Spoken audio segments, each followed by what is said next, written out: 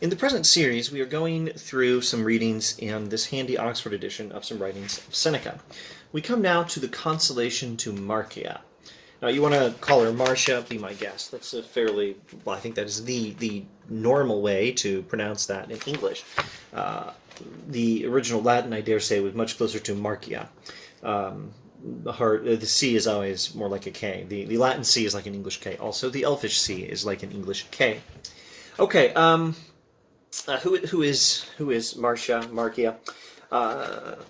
The explanatory notes conveniently spell it out for us. Marcia is a close friend of Augustus' wife, Livia, daughter of A. Cremutius Cordus. Her prolonged mourning for the death of her son, Metilius, was the occasion for Seneca's essay. I have no idea if the camera will allow you to read that, but it's page 251 in this nifty Oxford edition. Okay, so the consolation to Marcia is on the death of her son. The first words go like this.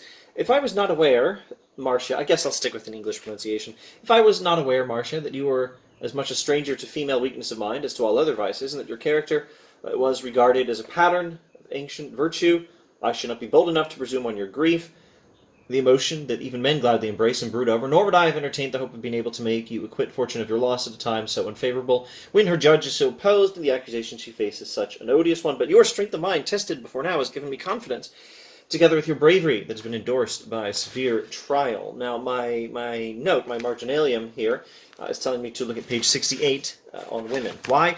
Because this is, well, I don't know, it looks perhaps at first like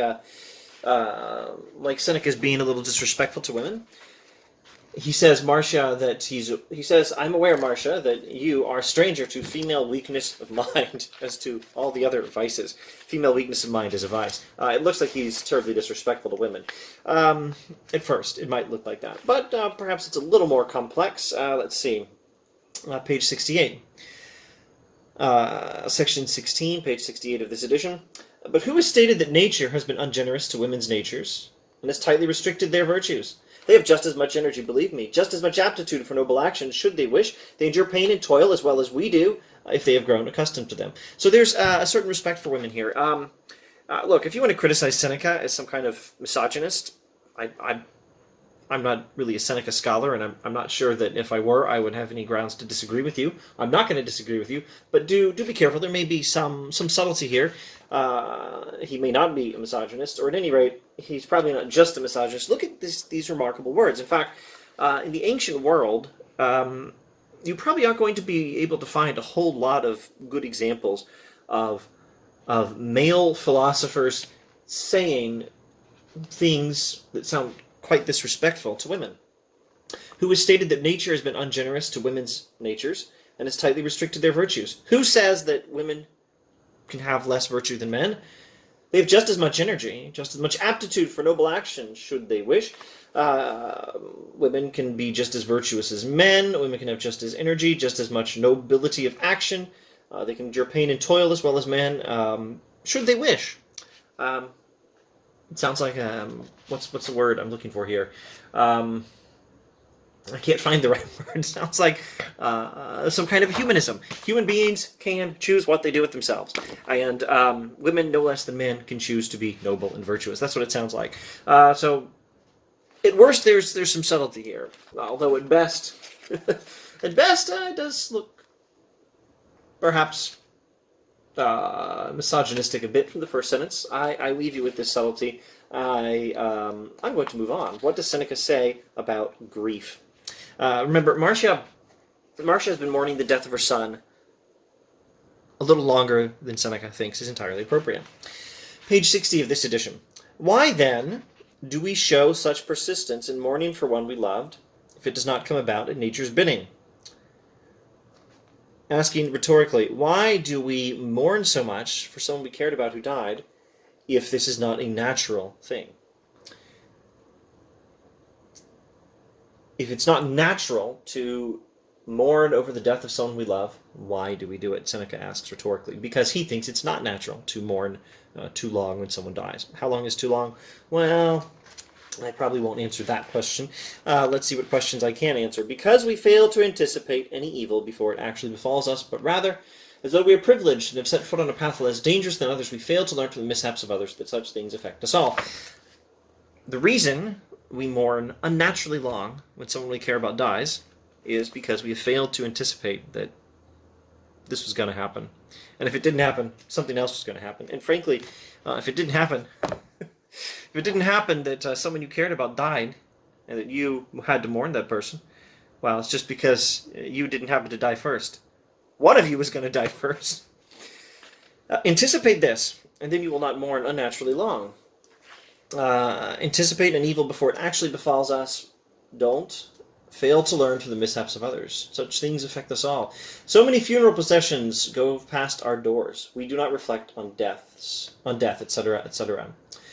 We do not reflect on death, etc. We see before our eyes how so many men of wealth are afflicted by sudden poverty. And never does it enter our heads that our own wealth rests on ground just as treacherous. Learn from the fact that other people's children die, that yours might die too. Learn from the fact that other people's friends have died, your friends might die too. Learn from the fact that other people have lost all their money, you might lose all your money too. Expect these things to happen. That's how things go in this world, and you will not have an unnatural grief when these things happen.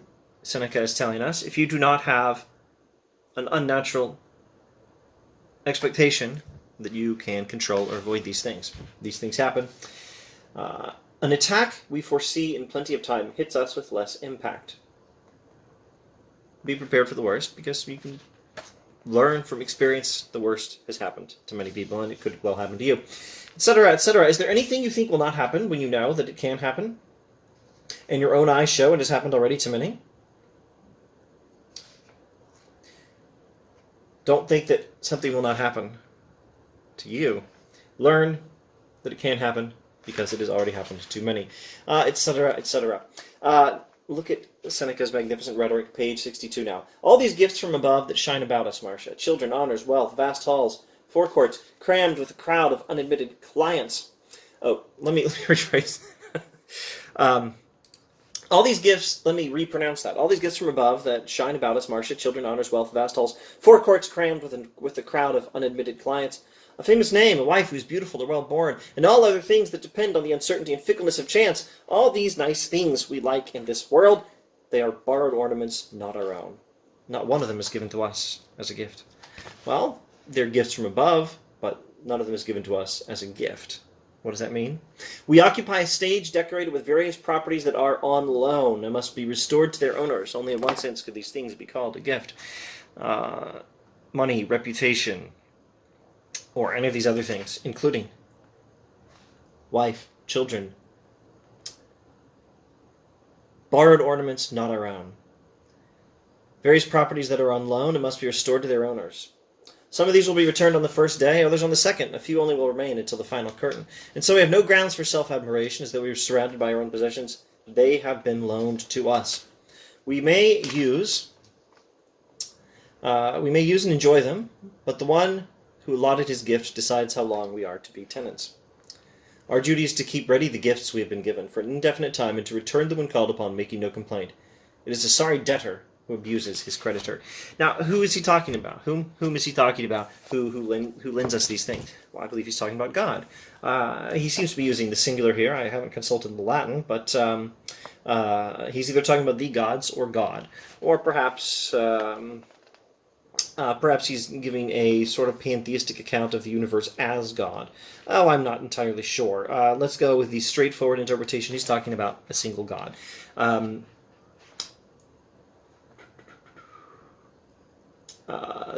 Unless it happens to come up in one of the texts.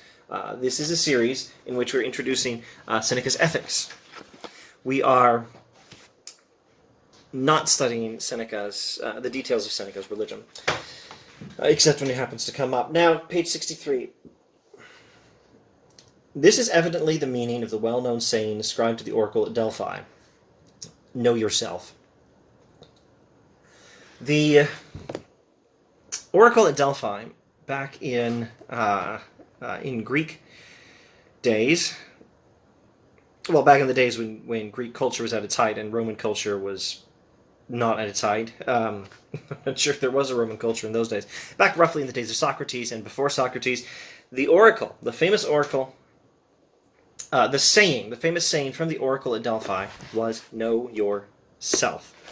And philosophers and indeed theologians took this very seriously. Augustine talked about this in De Trinitate, his book on the Trinity. Know yourself. I dare say, although I don't keep much of this in my head, I dare say you can find some salient references to know yourself from modern philosophers. It's probably in Kant somewhere. It's probably in Descartes and so on. Now, what does it mean to know yourself? Well, all the philosophers gave their opinions on it, I expect, but here's Seneca's view. This is evidently the meaning of the well-known saying ascribed to the oracle at Delphi, know yourself. What is man? Now, this is clearly gender-neutral. What is a human being? A vessel, the slightest shaking, the slightest buffet will break, etc. What is man? A weak and fragile body, naked, in its natural state without defense, in need of another's assistance, exposed to all the insults of fortune, etc., etc. What is a human being? Know yourself. What is a human being? Something fragile, vulnerable to fortune, that's going to die. Or at any rate, that's as much as we can say of human life and the body. Now, know this. Know this. Now, there's so much in this text. It bears comparing and contrasting to things like Buddhism, with the observation that death is universal, the advice to accept it. There's that poem, I believe it's called The Law of Death. I think it's by a Westerner, but it's on a Buddhist theme. Let's see if I can remember how the poem ends. I think it goes something like, child, thou art answered, murmur not, bow and accept the common lot, where the Buddha advises some woman to accept the death of her son, because death comes to every family, something along those lines. Find it on the internet. I think it's a poem called The Law of Death, but don't quote me on that. Quote reliable sources if you can find them on the internet. Okay, so Boethius' Consolation of Philosophy is very much like this, and drawn very much from things like this. In fact, this is actually I should have mentioned this earlier, this is a whole genre. Consolation literature is a whole genre. Cicero wrote consolation literature. Seneca wrote consolation literature. Boethius wrote consolation literature. The consolation is it's a literary form in the ancient world where the author writes to someone suffering from some great loss forms of comfort and advice for avoiding the suffering in the future. And it's not just for the direct recipient. Remember this, in the ancient world, people normally read out loud. I wish I had this in my head. I recently read something by some Augustine scholar who was really good on this. I really need to find that. I'm sure to mention this again if my brain holds up on some video. So I don't remember which Augustine scholar it was who wrote this, but drawing from my own knowledge, I can easily enough cite. Remember? If you don't remember, learn this. Augustine's Confession, somewhere in the middle books of Augustine's Confessions, Augustine is surprised that Ambrose read quietly. He thinks it must be that Ambrose had some issue with his lungs. It was hard for him to read out loud, but it was a shock to Augustine that this guy would read quietly, because the normal way to read is out loud. And look at Paul's expectations in the New Testament. I think in the letter to Philemon, he says, have this letter read in the church. He's expecting that this very personal letter to Philemon is going to be read in public to everyone in the church that Philemon's a part of. And in the letter to Colossians, Paul expects that this letter to this church in this one city, Colossae, is going to be copied and sent to the other church in the nearby city of Laodicea. Meanwhile, the Laodiceans are going to copy their letter, and it's going to be read in the church of the Colossians. This is Colossians chapter 3 or Colossians chapter 4 or something. The expectation is that a letter to a particular person or group of people is going to be read out loud in the hearing of others. So the consolation letter to Marcia, written by this guy, is written not only for Marcia's direct benefit, but also for the benefit of anyone else who will hear it read out loud. And a consolation letter, a consolation text that's written for the benefit of the author, is expected to be read by others as well. I believe Cicero wrote some text when his own daughter died, and Boethius' Consolation, lovely book, is written by Boethius for his own death, for his own suffering, not death, not yet, anyway, his own suffering. Boethius' Consolation of Philosophy, It's a cross-genre thing. It's lots of genres. It's a philosophical dialogue. It's a piece of consolation literature. It's a piece of prison literature. Well, maybe he's in exile, not in prison. C.S. Lewis talks about that. Speaking of talking, I'm rambling. Anyway, consolation is a thing that turns up in a number of ancient texts, and I think we could even call it a literary form in itself. And this is a piece of consolation literature, and it compares and contrasts to a lot of things in Boethius. And a few points I'm about to say, while just literally flipping through the pages here, correspond to things said in Boethius' Consolation of Philosophy. Now, I think you'll find, if you study these things carefully enough, that Boethius and the Stoics, like Seneca, are not exactly the same. Not only is Boethius a lot more explicit about a much more obviously monotheistic religion, Boethius, even when he's doing philosophy, is doing a distinctively Augustinian philosophy. Boethius, the Christian medieval philosopher, when he writes consolation literature, draws to enormous extent from people like Seneca, whom he had obviously been reading, and people like Cicero, who themselves draw from other Stoic philosophers. But Boethius is also drawing from Augustine. I think, for example, you'll find that Boethius will treat human beings, wife, children, explicitly, very emphatically, his own wife and children, whom he values immensely, and friends. He'll treat wife, children, friends as treasures that are yours to keep. Why is that? Well, it's probably because he's a Christian. But, he's a Christian. I guess I should spell some of this out. He has more Augustinian thought. He's expecting life after death, and I believe Boethius is fully Orthodox, so he'll expect a bodily resurrection, whether he mentions it in his philosophy or not. He's expecting wife, children, and true friends to be things he can keep forever. So unlike the Stoics, he won't say, well, expect to lose them permanently.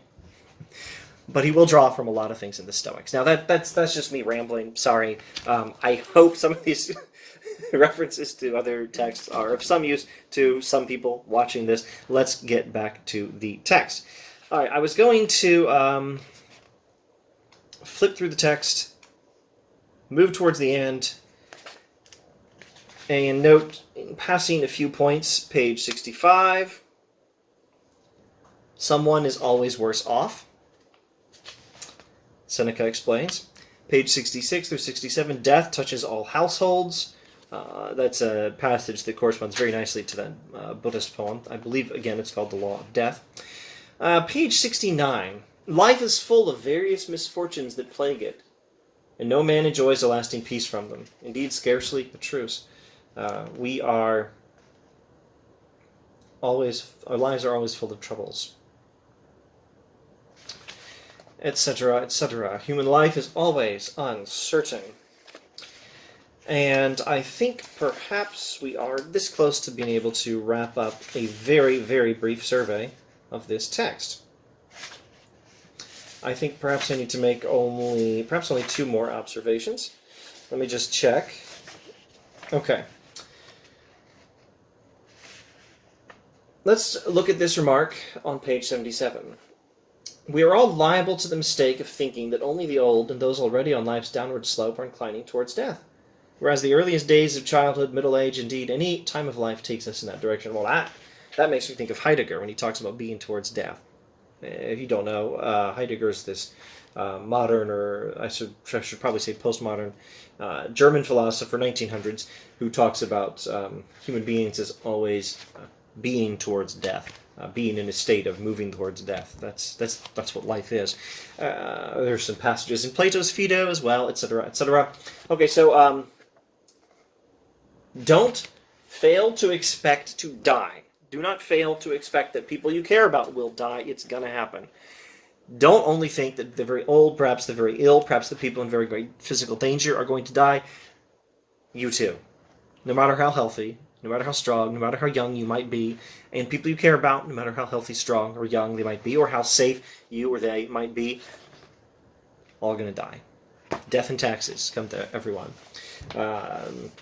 Not counting, of course, some possible religious question of the Messiah returning and putting an end to death, and maybe a few people survive till that point. Unless you're one of them, death comes to all. Page 73, rewinding just a bit. It is an opinion, therefore, that puts us on the rack, and every evil is merely as great as we have estimated it to be. It is an opinion that puts us on the rack. So the rack is an instrument of torture. And saying that something puts us on the rack is a literary device for saying that something causes us great suffering. Let's rewind a sentence or two, three perhaps. But to return to the matter of consolation, let us consider first what wound it is that must be healed, and then how it is to be done. First, discover what is the wound, then we can heal it, which also sounds like Lady Philosophy in Book 1 of Boethius. To return to the matter of consolation, first consider what wound must be healed, and then how. One who mourns is swayed by longing for the one he loved. This is clearly in itself bearable, for while they are alive, we do not shed tears for those who are not with us, or soon will not be with us. Although it is not just the sight of them we are robbed of, but all enjoyment of them. It is an opinion, therefore, that puts us on the rack, and every evil is merely as great as we have estimated it to be. I'm going to close here. What causes us to suffer? But an opinion, and in particular, a mistaken opinion. Every evil is merely as great as we have estimated it to be. What makes suffering bad?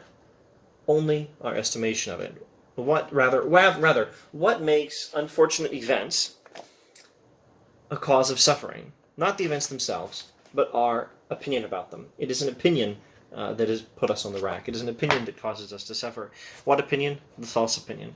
The opinion that says that this was not to be expected, that this was not natural, or that we had a right to not have this happen to us.